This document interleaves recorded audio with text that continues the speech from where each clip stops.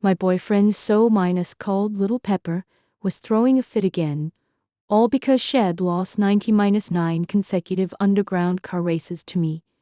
On the 100th race day, the atmosphere on the track was tense and awkward. Before the starting gun even went off, Paishion, my boyfriend who had always doted on me unconditionally, pulled me aside with a soft tone and asked me to take the initiative to lose the race and let Su Yunjin win. I stared at him coldly, uttering only 3 concise icy words. Why should I? He frowned slightly, wanting to say something to persuade me, but I turned back and got into my racing car, ignoring his hints completely. I had inspected every part of my racing car dozens of times before the game, leaving no hidden dangers whatsoever. Yet the moment the engine roared to life and I rushed out of the starting line, the front tire suddenly burst without warning. The out- control racing car spun violently on the track and flipped over heavily. The harsh scratch of tires against the ground pierced the air. An intense pain swept through my whole body in an instant. Before I could react, I was trapped in the twisted car body, my leg crushed and fractured on the spot. Ambulance sirens blared as medical staff rushed me onto the stretcher in a panic. Through the crowd, I watched Su Yunjin cross the finish line and hurriedly with a proud smile on her face. She walked straight to my ambulance, leaned over, and shook the gold medal in her hand in front of my injured eyes, her face full of blatant provocation. Paishion's group of brothers stood by the side of the track, whistling and laughing loudly, their words piercing my heart like sharp needles. Truly a case of a man fighting for his beauty. If Brother Pei hadn't tampered with her car secretly, that Little Pepper would have cried her eyes out again today. Paishion stood aside, a faint gentle smile on his face, not denying their words at all. He then signaled his assistant to drive over the limited minus edition rolls, minus Royce that I had been eyeing eagerly for half a year, handing the car keys over to Su Yunjin as a grand winning prize. After settling her properly, he walked slowly to my ambulance, his eyes calm without a trace of distress for my injury. He spoke in an indifferent tone. Like talking to a stranger, the winner takes all gains. You won't mind, right? The severe pain in my broken leg may tremble all over, but the coldness in my heart far outweighed the physical agony. I dragged my bleeding, fractured leg off the stretcher, gritted my teeth, picked up a heavy wrench from the side of the track, and walked straight towards the brand new Rolls-Royce, without a moment's hesitation. I raised my hand and smashed the expensive windshield into countless pieces of shattered glass. The sharp sound of cracking glass rang out, and I turned to glance at Paishion, forcing out a bitter smile. I don't mind at all. The moment the wrench fell, Su Yunjin sitting in the driver's seat let out a terrified scream. Paishion reacted instantly, stepping forward quickly to shield her tightly in his arms. The flying sharp glass shards scratched countless bloody wounds all over his back and the back of his hands, and a piece of broken glass even left a clear scratch on his cheek. Su Yunjin immediately took out a clean handkerchief, trembling slightly as she carefully pressed it against his facial wound, her eyes full of anxious heartache. Are you hurt badly? Does it hurt? The stinging pain of the wound made Paishion frown imperceptibly, but he quickly softened his expression, turned around to comfort Su Yunjin in a low voice, his tone gentle enough to drip water. It's nothing serious, don't be scared. His eyes swept down to the handkerchief in her hand in the next second, and his face suddenly changed drastically. He grabbed her wrist abruptly, his gaze sharpened cold. On the corner of the clean handkerchief, there was a small, deliberately scratched gap. It was the mark I had left on purpose just now. Call the ambulance over here immediately, Paishion shouted sharply. The next second, he turned his head and met my eyes coldly. I was leaning weakly against the front of the racing car, my leg wound, bleeding profusely, flesh turning outwards in a shocking mess, blood soaking the ground beneath my feet. Yet there was no trace of fear on my face, only thorough cold despair. Paishion's eyes were full of intense accusation and anger. If I hadn't reacted in time to block the glass for her, were you planning to hurt her on purpose? I endured the piercing pain in my leg, threw the wrench heavily on the ground, and let out a cold laugh. People who use despicable underhanded tricks to tamper with racing cars and hurt others have no qualification to lecture me at all. The warm tenderness that had always been in Patienne's eyes for me faded completely in an instant, turning into icy coldness, alienated and unfamiliar. My eyes suddenly turned sour with grievance. Once upon a time, this man had held me tightly in his arms when I was sad and helpless, blocked all the storms and hardships for me, and protected me from all harm without hesitation. And now, he looked at me as if I was a vicious, unreasonable stranger. I couldn't help but wonder silently in my heart, when exactly did everything change? I glanced at Su Yunjun, who was being carefully protected in his arms, and instantly had the answer. Everything changed the moment this woman appeared beside him. From then on, his tenderness was no longer exclusive to me. His protection had another owner, and all our past unique memories were shared with an outsider. Patienne directly ordered the medical staff to carry Su Yunj in onto the ambulance that was originally supposed to send me to the hospital, leaving me alone to endure the pain beside the track. At that moment, I made up my mind completely. I would drop out of all racing events, go abroad for further study, and completely cut off all ties with Patienne. There would be no wedding between us anymore. When I went back to the Pei family's old house to pack my luggage and bid farewell, Peace father and Peace mother looked at me in shock, both of them full of confusion. Why on earth do you want to break off the engagement and go abroad? You have loved Xian wholeheartedly for so many years. Everyone can see that. I nodded slightly, a faint bitter smile tugging at the corner of my mouth. They didn't know how far things had gone wrong, nor did they know how much I had suffered. I still remembered the darkest period of my life clearly. After my parents passed away in a sudden accident, the Qin family fell apart overnight, and I was so desperate that I wanted to end my life by jumping off a cliff. It was Pei Xian who rushed over in the rain, stood firmly between me and the cliff edge, held me tightly in his arms, and said firmly, "I will take you to race across the valley between the two cliffs. If we survive, you are never allowed to hurt yourself again. If we crash and die, I will accompany you to the afterlife without hesitation." That day, the racing car roared across the deep valley, drawing a thrilling arc between the two steep cliffs. The cold mountain wind blew through my hair, and also blew all my lonely despair away. We survived the near-death adventure safely.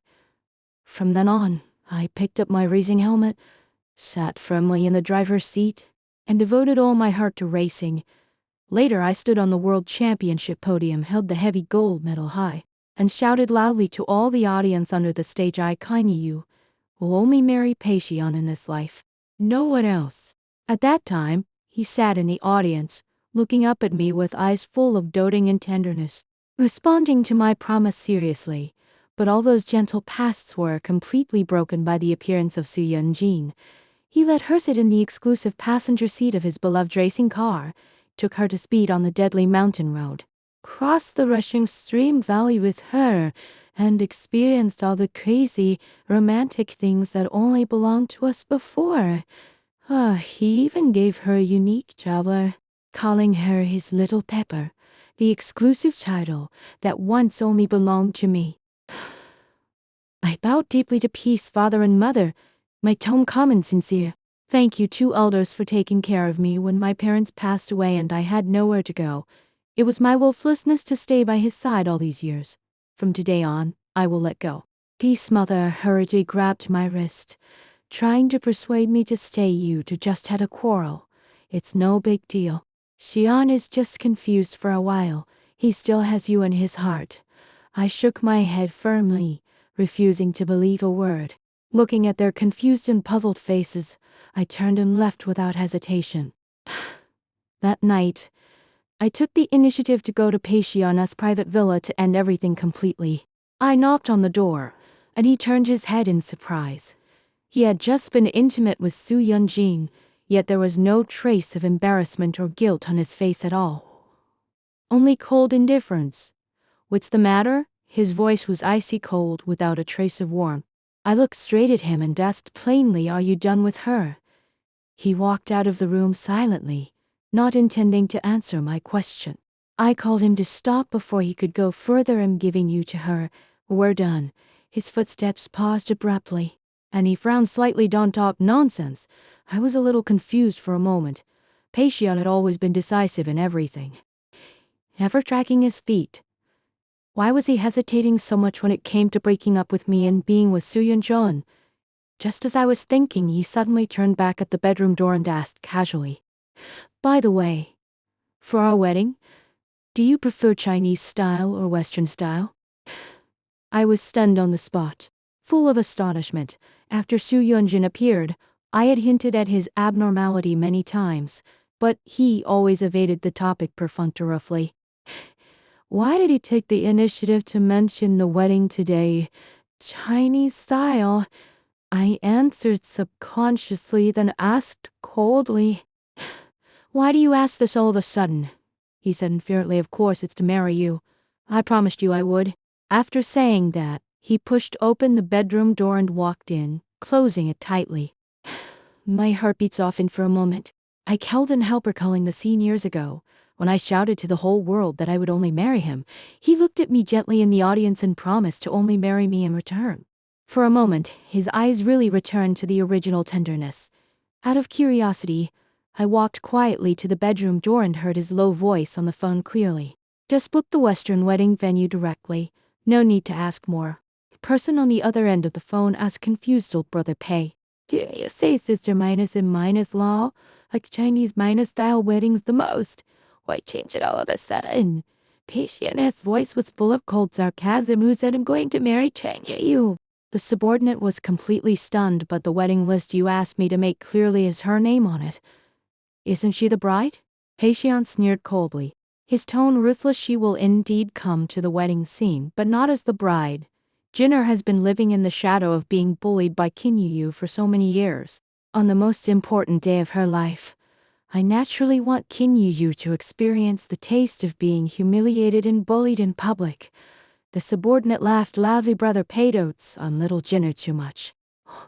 It makes us brothers jealous, but you like her so much. Why don't you take her to your side directly?" Heixian replied without hesitation. "I'm still in a relationship with Qin Yu now. If I get close to Jinner rashly, it will damage her reputation." Hearing these heartless words, my nail sank deeply into my palm, and a dull pain spread from my chest to all my limbs. The scar branded on my heart with a curling iron by Su Yunjin 10 years ago suddenly burned sharply, reminding me of all the bullying and humiliation I had endured in silence over the years. I walked into the bathroom, splashed cold water on my face, and forced myself to calm down. Leaving was inevitable. But before I left this city completely, I had one last thing to do. My phone vibrated suddenly. It was an official notice of a top-level extreme racing championship. When I saw the championship prize, my eyes froze instantly, and I immediately dialed the organizer's number without hesitation. "Hello. I want to sign up for the half-month later extreme racing championship." The organizer was extremely shocked and flattered. "Miss Qin, it's our great honor that you are willing to participate in our small competition. May I ask what makes you come back after retiring for so long?" I took a deep breath, my tone firm. "First, the championship prize attracts me very much. Second, this will be the last race of my entire racing career, a perfect ending for myself." The news that the top female racing god in the industry was going to hold her final competitive race quit throughout the circle, causing a huge stir. On the race day, I stood at the starting line, checking my racing equipment for the last time, calm and determined. The championship prize was placed on the award stage, brightly a shining sapphire necklace. No one else could recognize it, but I saw it at a glance.